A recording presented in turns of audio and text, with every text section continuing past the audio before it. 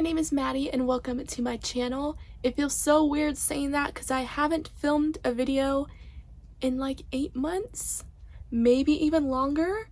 So it feels very weird to be here right now. I'm not, like, I have to get used to talking in front of a camera again. This feels so weird. I got so used to talking to a camera for so long, and that adaptation of talking to myself has completely gone away. So I'm really going to have to get into the swing of things again, and it might take a little bit, but I can do it. I've done it before, so I can totally do it. So in this video, I am going to talk about books I have read recently, as well as kind of explain why I completely abandoned this channel without any explanation, which is terrible. Nobody physically saw me for a year. But I thought I'd just explain myself here in case y'all are interested. If you're not interested in hearing my reasons why I left YouTube, I'll be splitting this video up into chapters, so you can just skip to the next chapter and that'll take you right into where I talk about the books I've read recently. But right here, I will quickly give an explanation of why I left. So I actually never thought I was going to return to YouTube at all. I want to say it started in the beginning of 2022, where I just really could not motivate myself to film videos anymore, and there's a few reasons for that. I think the biggest reason was that I felt like I was not good at making videos. I felt like my camera presence just was really lacking, and I just felt like I was not good enough or qualified enough to really make good videos, and I was starting to feel very discouraged by the outcome of my videos. I thought they were always really poorly put together. Pretty much I was just being really hard on myself and was putting myself to too much of a high standard that I just wasn't meeting to make good videos. So I just gradually stopped making videos, and it was really sad for me because I still did enjoy doing YouTube, but I just felt like I wasn't good at making videos anymore, so I just decided to just stop. And I had planned to make a video as soon as I was going to leave, explaining that I was going to leave, but then I was like, does anyone really want to listen to the fact that I'm leaving YouTube? Does anyone really care? And that's really horrible thing to think about, because I know people do watch my videos, and to the ones who have been here for a while, yeah, you deserve to know why someone just leaves. But I just felt you know what, I don't think anyone is really gonna care that much, so I just left and didn't say anything, which now thinking about it was kind of a crappy thing to do. So for that, I do apologize because I should not have done that, but I'm here now 8 months later. Another reason why I decided to stop making videos is because there's just so much time commitment that goes into making videos that I just did not have the time to do anymore. I had a job and that was taking up a lot of my time, and when I wasn't working, I was working on other things. One thing I've been doing a lot lately is writing, working on my writing projects, and that takes a lot of time. That's time that I still want to put a lot of my energy and extra time into. And there was a while where I just wanted to work on that instead of making videos, but I could only choose one or the other. I couldn't write and make videos at the same time because I just did not have all the time in the world. So I was just working on writing more instead of making videos. YouTube is awesome, and I love that YouTube has a option where you can make money from making videos, and the money aspect is not the reason why I make videos. That was never the reason why I made videos when I started YouTube. It's just a really cool extra thing. But I don't make enough ad revenue to really support myself. And because of that, I was I can't be putting in so much time to something where I'm not getting enough compensation for it. That just comes with being an adult. When I first started YouTube, I didn't have to worry about my time equaling making money because I was 18. I didn't need to really support myself that much back then, but now I do. And for that reason, I had to put all of my time into doing things that was going to support me financially, and YouTube was taking up too much time and focus. And so because YouTube was not doing enough for me financially, I could not focus on it at the time. Now I feel like I am at the time where I am more like financially stable to be able to put my time into other things as well. And I also have more time since I have weekends off. So I have a full 2 days to focus on like making videos and all that. So that was another reason. It's just like I just didn't have the time for YouTube anymore. Another reason is because I was living with my mom and my stepdad in this very tiny RV. Now they have recently moved out of state and I'm living here by myself now, which is, I still can't believe that's happening. I've never lived by myself before. But because I was also living with them, it made it really hard to make videos. I am someone who, I can't make videos if someone else is in the room. It makes me very uncomfortable. I know, like, I've seen other YouTubers where they film with their like spouse and their children in the room and they have no problem with that. I can't do that. It makes me so nervous. I don't like when other people are watching me film myself. If they're watching me, I cannot film myself. I can't explain it, but it just makes me like so nervous, and I can't present myself on camera in a way that feels natural when someone else is watching me. So that just is something that I could not do. So that was also another big reason. Those are pretty much all the reasons why I left. One of them was insecurity. One is that I did not have time for YouTube anymore. And another was because I was living here with other people and it made it hard to film. So that's why I actually never, like I said, planned to really come back to YouTube, but I missed it so much. I miss making videos so much. Like when I decided that like month ago that I was going to come back, I got so excited. I miss YouTube. I miss talking about books. I have just recently gotten back into reading again. When I was not doing YouTube, I was also not reading. I also kind of fell out of reading, so that made it hard to make videos, but I've gotten back into it. I'm on a reading binge right now, so that means that I can really start making videos again because I have, you know, content to make now that I am reading again. So yes, this is going to be pretty much a booktube channel again. I know this channel has been all over the place, but I do want to stick to talking about books. Also talking more about Fruits Basket. If I can think of any like Fruits Basket content in terms of videos, then I'll also film those because I still love that series. I'm always gonna love that series, so hopefully I'll find more videos to make in regards to Fruits Basket, because I know a lot of you all follow my Fruits Basket fan page and you'd like to see more videos on Fruits Basket on here, so I'll figure something out in regards to that. But I guess that's all for the explaining, so we're going to get into books that I've read recently. So I'm not titling this my October and November wrap up because I did read these books in October and November. I'm not titling it that because I feel like that title would be very out of date and no one would want to watch a wrap up from October. So I'm being kind of sneaky and just calling this my recent reads. So yes, I did read these books in October and November. I think I read 4 books in October and 4 books in November. So not that bad for both months. Anyway, why don't we just get started? I'm excited to talk about books again and we're gonna do it. So awesome. So the first one I'm gonna mention, I think I actually read this book in September, but I'm mentioning it here because it's, you know, still I read it pretty recently. That is I'm Glad My Mom Died by Jennette McCurdy. This one is a memoir. I had never read a memoir before, but I wanted to pick this one up because Jennette McCurdy is one of the actresses from iCarly, which is a pretty popular Nickelodeon sitcom comedy show that ran from, I'm pretty sure, like 2007 to 2012. So it ran when I was a teenager, so I was like the target audience for that show, and it was a show I really enjoyed. And in this book, Jennette just goes over her struggles with being a child actor. She also talks about her very complicated relationship that she had with her mom. That's hence the title. That was very toxic. I really loved how this book went over the pitfalls of child stardom, which is something that's only come to light, I feel like, recently. I've heard of so many cases of child actors who were brought up in an environment that was completely toxic, that they should never have been a part of. But this book really shows what goes behind the scenes of these shows that we grew up watching. And as a fan of iCarly, it makes me really sad to know what was going on behind this show, especially coming from Jennette's experience. It was really a terrible environment for her.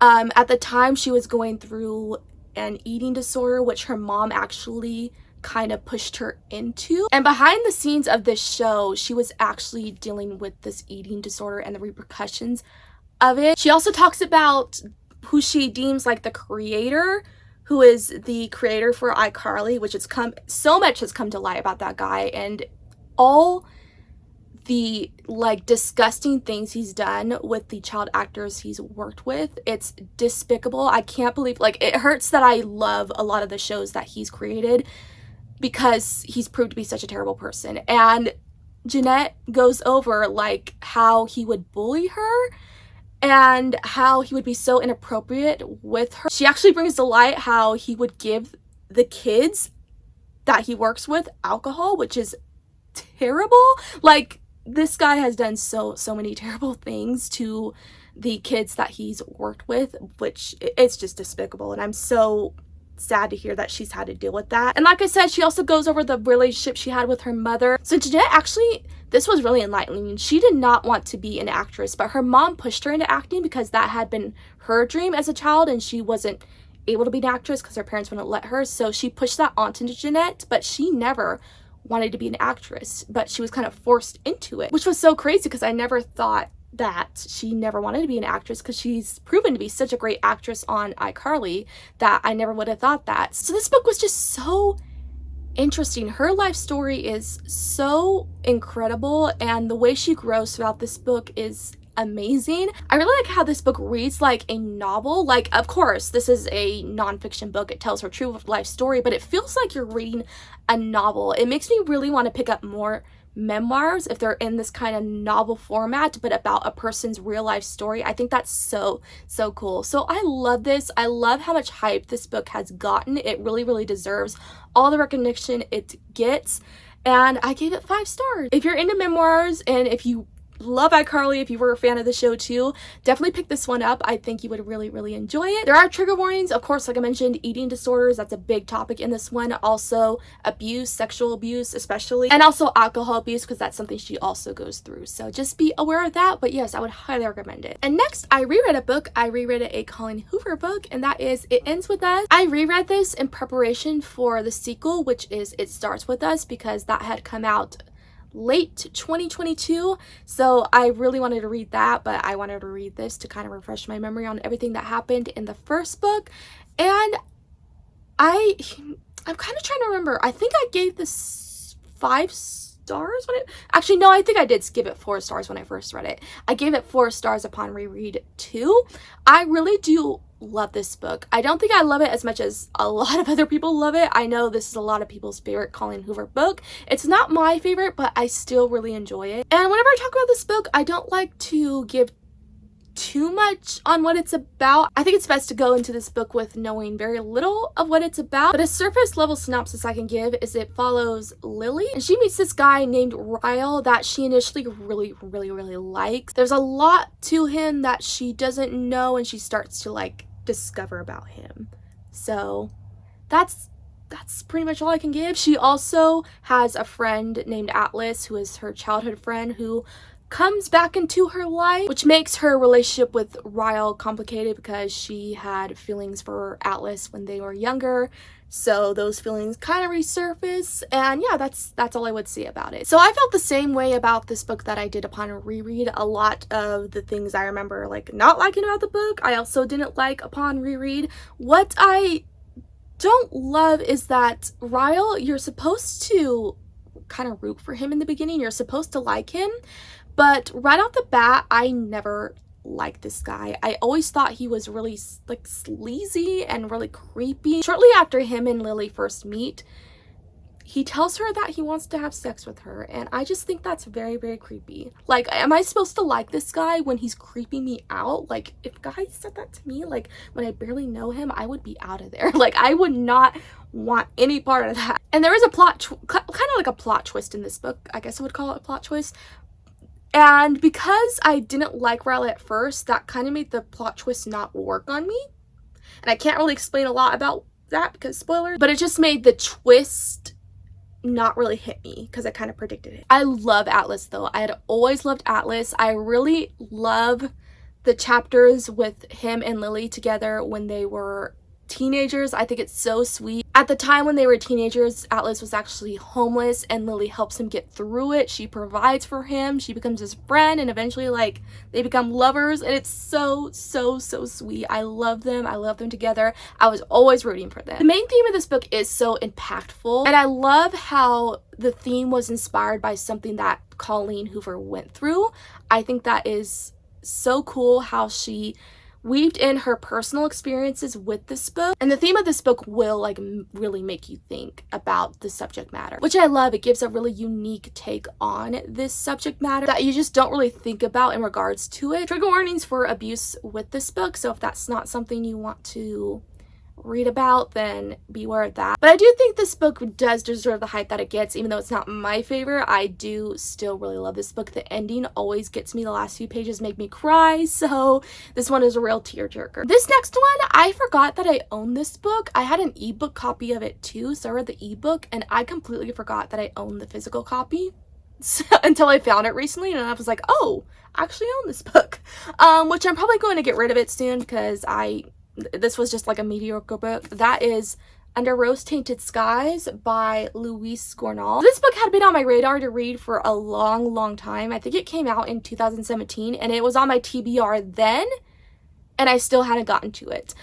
Something about this book just like it really piqued my interest. It's about this girl named Nora, and she is agoraphobic, so she never leaves her house, and she also has really bad OCD. But this boy moves in next door and she becomes really intrigued by him, and a lot of times he comes over to her house and, you know, just talks to her and all that, and she starts to grow feelings for him. So this one is a romance. I just felt like this book was so forgettable, and that really surprised me. Because of the subject matter of this book, I thought it would be more memorable since, you know, it deals with like a disorder, and usually books that deal with, you know, mental disorders are really memorable to me, but this one, it didn't do it for me. Like immediately after finishing this book, I forgot everything about it. Like I literally can barely tell you what it's about, except for the fact that it deals with a girl who has OCD and, you know, falls for the boy next door. That's it, which is really disappointing because I had a really good feeling about this one, and it did not stick with me. I do like the agoraphobic rep. I think that is a topic that isn't explored a lot in books, which is pretty interesting, and it's something I can relate to because I'm also a homebody. Not to as big of an extreme as what Nora goes through, but I definitely am too, so I like how that was represented in here, but everything else was just, you know, forgettable. So that's really sad. I did give it 3 out of 5 stars. And next I read Bad Romance by Heather Demetriou. This one primarily focuses on the topic of abuse. That is the whole theme of the book.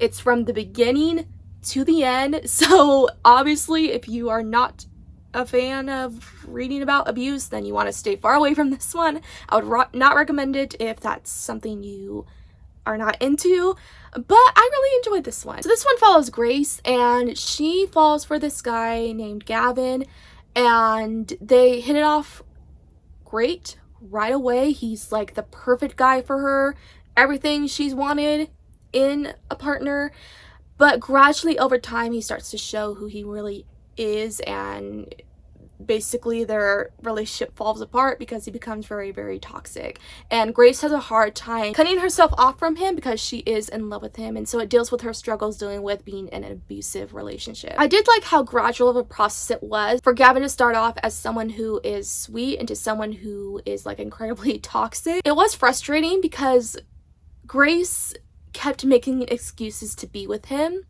which I've never been in a relationship like that. I've never been in a situation where I'm like being abused by someone at all. Like, thank God I've never been through that. I really feel for people who have. I think it's a terrible situation to be in. But because I've never been through something like that, it's really hard for me to kind of like understand how you can be with someone and put up with that. But I did try to put myself into Grace's shoes, and when I did, I could understand why she made excuses to be with him. I can only imagine that no matter how badly someone is treating you, if you love them, you still have that love that you had for them at first. Like, that just doesn't go away. So I can understand why she was like, I gotta stay with him, I can't break it off. Like, what if he changes? What if this is an impermanent thing? But then he starts doing the same thing over and over and over again. So I was really rooting for her to like just like dump him. Like, don't put up with that. No one should put up with that. So it was very enlightening to just like see her come out of being in a toxic relationship, her struggles getting through it. It was all just, I feel like, very realistic. It was so well done. My current writing project actually deals with abuse, domestic abuse with a partner. So that's actually why I picked up this book, because I wanted to get some inspiration in regards to that theme. And I do feel like this book helped me give like inspiration and really helped me understand that kind of relationship. It did its job, so I'm happy for that. I gave this one 4 out of 5 stars. I really liked it. This is another book that had been on my TBR for years, and I thought, you know, I'm writing something that deals with the subject matter. Like, this is the perfect time to read something that also deals with that theme, and this book did it for me, so it was really good. I had to switch shirts because that sweater I was wearing was getting way too hot. I was burning up. I'm like, I can't do this for another probably 2 hours. That's how long I'm probably gonna be filming. I can't wear that. I can't wear that anymore, so I switched to my 𝑏𝑎𝑠𝑘 t-shirt, and that feels a lot better.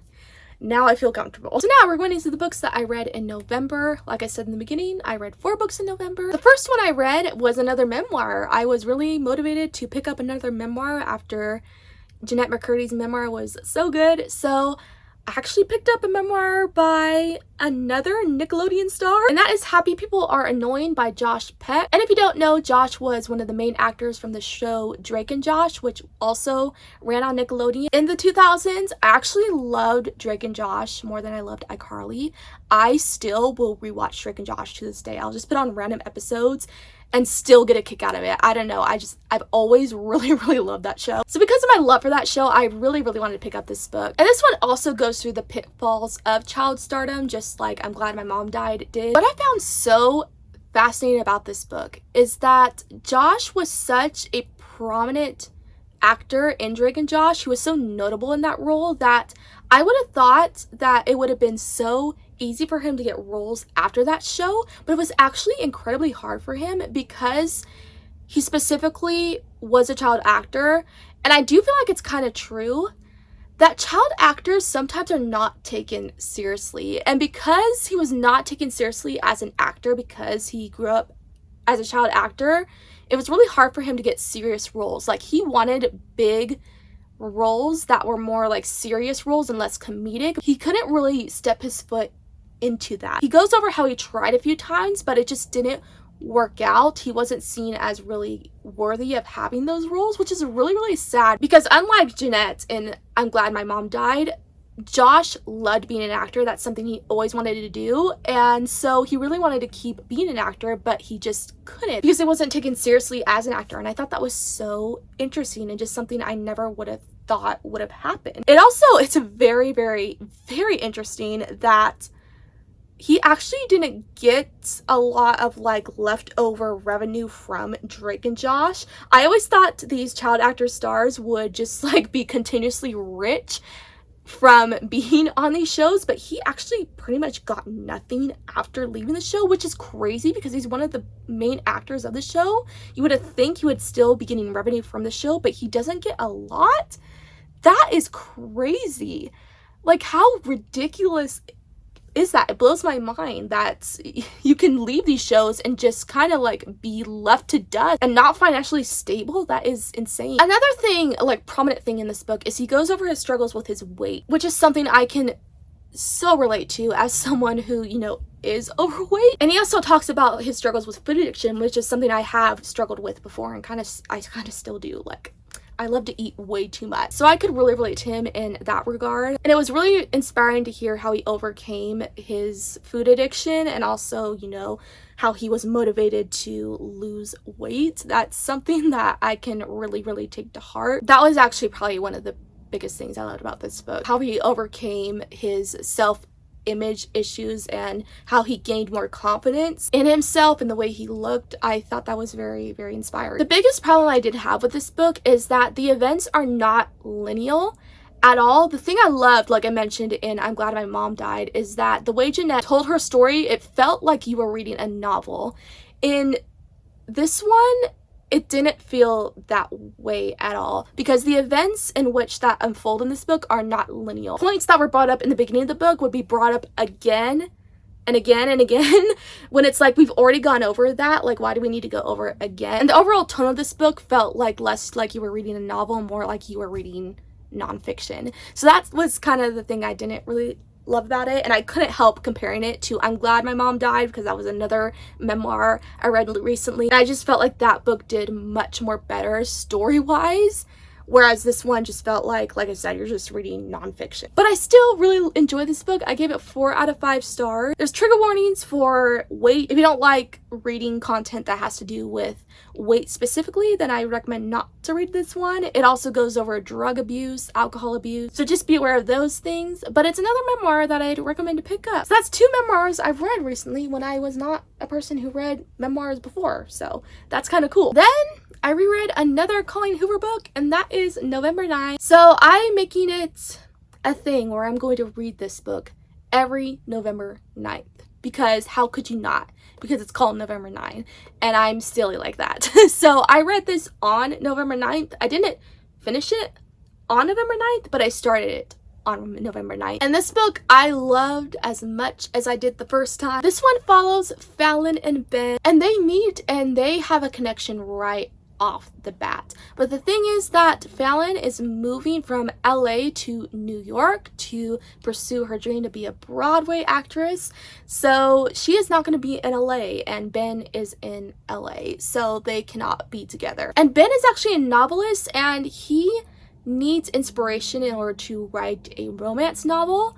So what they do is that they decide to meet every November 9th for the next 5 years. And the reason they do this is because Fallon doesn't want a committed relationship because she's too busy focusing on being an actress. So she thought, you know, we can meet once every year. That way there's no like commitment at all. That's fine with her. And Ben also does this because he feels like their story of meeting every November 9th would make a great romance book. So he thought, you know what, I can get some inspiration for this. And so they meet once a year every November 9th. And in the process, obviously, they fall in love. I love this book, like I mentioned. I love it so, so much.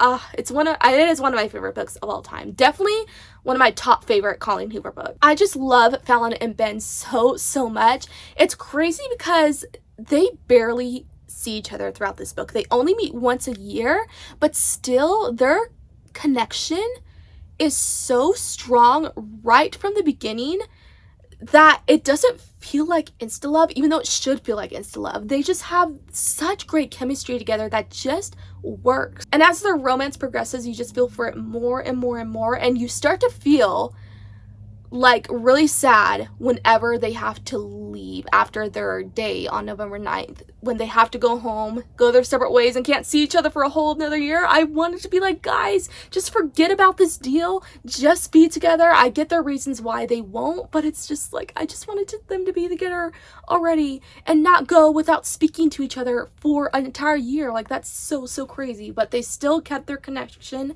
throughout the years, and I just love them. I love this romance. There's also a lot of twists at the end that you don't see coming, which blew my mind when I first read it. You gotta read this book. If you love Colleen Hoover and you haven't read this book yet, what are you waiting for? Please, please read it. And actually, if you've never read Colleen Hoover before, I feel like this is a great book of hers to start out with. I think this really gives you a taste of her writing style and the overall tone of her books, so definitely pick it up. I want to say wait till November 9th to read it, but that will be another like 11 months, and you shouldn't wait that long. Just like pick it up right now. I gave it 5 out of 5 stars again upon reread. And then I read, again, I read a lot of Colleen Hoover these past few months, if you couldn't tell. I finally got to It Starts With Us, the sequel to It Ends With Us. It's kind of funny, I only have one annotation tab here. That's because I ran out of tabs and I need to get more and fix this, because we just got one lone little tab sitting here and it looks really odd. So because this is the sequel to It Ends With Us, I won't go over much of what it's about, like barely anything at all, because I don't want to spoil anything in the first book. But this book specifically goes more into Atlas, which Atlas I love so much, so I was very, very happy to read more about him. This one is actually told in both Lily and Atlas's point of view, so we get to hear more from him, from his point of view specifically, which I love. And I really love the extra insight we get after the first book ends. From what I remember, a sequel for It Ends With Us was never planned, but because It Ends With Us got so much hype and was so popular, Colleen decided to make a sequel to it, which I am so grateful for, because the ending to It Ends With Us left me feeling in one specific way not satisfied. Like, I wanted more, and this book definitely delivered more on what I wanted. I really loved the romance in this book. I felt like it was so good. I won't say much on who it's I feel like it's kind of obvious though. Okay, we go into a lot more on Lily and Atlas's relationship, I will say that, and they grow more in the relationship together, so we specifically get to see them more together, and that's all I'll say. So things I didn't like though, because unfortunately there are things that I didn't like about this book. I didn't like how a certain character was kind of redeemed in the first book, but then in this book their redemption kind of falls apart, and they undid all their progress that they made in the first book. That was kind of weird, and it left me thinking, like, what was the point of them redeeming themselves in the first book? So I didn't like that. Another thing I want to talk about that I didn't like about it will spoil it. I wrote it down in my notes, but now that I think about it, it's actually going to spoil it. I think I'm going to have to make a separate review for this book, like a spoiler review, to really talk about it, because it's so hard to talk about this, and It Ends With Us without spoiling anything. So I guess I'll leave it at that. But yeah, I had mixed feelings with this one, but I did give it 4 out of 5 stars. I really, really enjoyed it. I've actually heard a lot of people, even who loved It Ends With Us, not like this book, which I'm like, how can you not enjoy it just a little? There was still such great stuff in this book. Like, I don't really understand it, but I really enjoyed it. If you loved It Ends With Us, I would recommend reading the sequel. I think it's such a good segue from the end of It Ends With Us, and gives you a lot more insight on the characters. I said I read 4 books in November. I actually read 5. I read 5, which is even better. I forgot to add another book, so that's why. So that's awesome. And the next 2 books I read are both part of a series, and that is the first 2 books in the Black Dagger Brothers series. Y'all, if you want to know the reason why I got back into reading at the end of 2022, you can thank this series for that. Totally, like, this series got me back into reading for sure. So I actually reread both these books. I had started this series back in 2019, I think, like the beginning of 2019, and I just kind of stopped reading them. And I think I was in a reading slump at the time shortly after finishing the first 2 books, so that's why, but I always wanted to get back to it. I really, really enjoyed the first book, so I wanted to pick up this series again, and now I can tell you that I've read the first 6 books, and I plan to read them all. I love this series so much. I'm going over what the series is about overall. So it takes place in this world where vampires exist, and we follow the Black Dagger Brotherhood. And this group is full of vampires who are tasked with protecting the vampire race from these vampire slayers called the Lessers. And so that's basically their job, to take down these Lessers, whose goal is to take out vampires and just protect the vampire race, to make sure that the vampire race does not go extinct. So in this book, we follow Beth and Wrath, and Beth is a human who is on the verge of turning into a vampire. She is reaching the age where humans who have vampire blood in them transition into becoming a vampire, but it's a very dangerous transition that she can't go through alone. So her father, who had passed, requested that this purebred vampire aid Beth through her transition. So Wrath, who is this purebred vampire, goes and looks for Beth in order to help her through her transition. And it's like the instant they meet, there was like instant chemistry, instant sexual tension, and it goes from there. So as you can tell, this is a vampire series. I have not read a lot of vampire books. I think the only other vampire books I've read are Twilight. That's it. Oh wait, The Coldest Girl in Cold Down by Holly Black. That's another vampire book I've read, but those are like the only other two. And I especially hadn't read a vampire book in a really, really long time. Like, that's a very, very old kind of genre to be in. And these books actually came out mid-2000s. This first book, I think, came out in 2005, so it's a very, very old series. The first time I read this, I gave it 5 stars. Upon reread, I actually gave it 4 stars. The reason why is because I feel like Beth and Rath's relationship moves so fast. It's like it kind of does read as insta love. I gotta admit, it does. I didn't feel that way the first time I read it for some reason, but upon reread, I really kind of noticed that. So I wasn't a big fan of that. I really wish their relationship had more of a slower pace, but they just fall in love kind of way too quickly for me. However, I do love the love that they have for each other. Rath is someone who, on the outside, is very, very tough. He is very scary looking. He's very big and intimidating, but Beth really softens him, and I love that trope of, you know, the very frightening guy being with the soft girl and the girl softening his heart and all that and making him all weak and soft. I love that, and they definitely do have that dynamic. One thing I do have to say, and this goes for all the books, the one thing I don't love about all these books, I'm not a big fan of the villains of this series. I feel like they are really one note. They don't have a lot of things that are really interesting about them. I feel like they're your very stereotypical villains who are kind of bad for the sake of being bad. Like, they do have their own stories, but I don't feel like their stories, their backstories, are compelling enough for me to really like feel anything for them. So I'm not a fan of the villain plotline in these books, which the villain plotline is like a huge part of these books, so it's kind of disappointing. But I feel like the members of the Black Dagger Brotherhood and all the vampire characters make up for that, because they are awesome and so fascinating. But I'm still not a fan of the villain plotline whatsoever, so that is kind of disappointing. So like I said, I gave this 4 out of 5 stars. I feel like the series only gets better from the first book. Like, the first book is a good introduction into the series, but the later books, as far as I've read right now, they just get better. So I would definitely recommend this series. One thing I can remember about the first book is that trigger warning for sexual assault, because that does happen in this book, and that's all the trigger warnings I can think of right now. So yeah, just be aware of that. But yeah, definitely pick it up, especially if you're into vampire books. And then I went on to reading the second book in the series, and that is Lover Eternal. This one I definitely liked even more than the first book. This one I did give 5 out of 5 stars. So this one follows another member of the Black Dagger Brotherhood, and that is Rage. And he becomes intrigued by this human who is Mary. Rage specifically deals with a curse where he turns into a kind of dragon-like creature whenever he's feeling a lot of anger or like passion as well.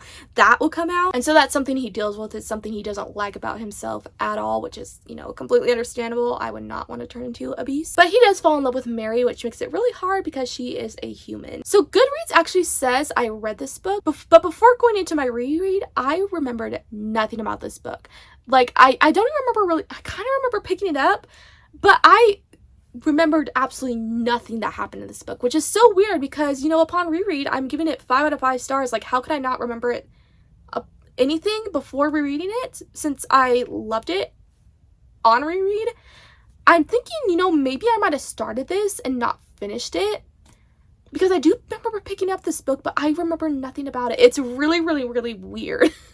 Like, did I really pick up this book? Goodreads said I did. But, alright. So anyway, Mary is actually very sick. She has leukemia, so that's something she deals with. I really did love seeing how Rage cared for her throughout her sickness. I thought it was very, very sweet. It's a very hard thing for her to deal with, obviously, but she is so strong about it, which is, you know, very inspiring. And because of the caring nature of their relationship, I really, really, really love this romance. I also loved how it was kind of forbidden, because Mary's a human and Rage is a vampire, so there's that forbidden aspect about it. But, you know, they didn't care. They were going to be together, and it was just so sweet. I really, really love the romance. I love the romance in this book way better than Beth's and Rath's, because theirs felt too kind of insta-love, but their relationship progressed so naturally, and I really felt for it. And in this book, we're introduced to a character who has become my favorite character of this series. His name is John, oh my god, the love I have for John, it's like, he kind of rivals, he like low-key rivals my love for Kyo from Fruits Basket. I'm not even kidding. Like, that's how much I love him so much, and his story is told throughout all of these books. I really love how he's a character whose storyline goes through all of the books, even if he's not the main character of the book, which he's not yet. He does get his own book eventually, which I can't wait to read, but he still is a prominent character throughout all of the books, at least the first 6 books that I've read so far, which I love. His story is so interesting. He's actually started off as a human, just like Beth. He has vampire blood in him, but hasn't gone through his transition into becoming a vampire yet. So we follow his experience and his story, starting off as a human, starting off as very weak, you know, coming into being a vampire, and him getting stronger. The reason I love him is that he's mute, so that makes him very unique. He doesn't speak. He uses sign language to communicate, which I love, because I took sign language classes in high school, and those are classes that I really love. It was actually my favorite class I ever took in high school, and I still love ASL to this day. I think it's such a cool and beautiful language, so I love how ASL is represented in his story, and he is just so freaking sweet. You just want to put him in your pocket and keep him there forever. Like, I would want to be his friend. He is just the sweetest thing. He has such a kind and beautiful heart. I am obsessed with him. I cannot wait to read his book, which is Lover Mine, I think. That's like, I think it's the 8th book, which I'm coming up on soon. I cannot wait to read it. I have really high expectations for that one, and hopefully it does not let me down. But yeah, I give this one 5 out of 5 stars. Loved it more than the first book, and after I finished this book, I just kept on reading the rest of the series, and I will talk about the rest of the books that I've read in the series so far in future wrap-ups, so looking forward to it. So those were the books that I read in October and November of 2022. That was a lot, and I'm not done filming yet. Right after I finish filming this video, I'm going to be filming the books I read in December, which I read 10 books in December. So we should still get a lot of books to talk about. I am so glad that I read so many books recently, like, what, 10, 15? Because I read 5 in November and then 4 in October, so that's 15, 19.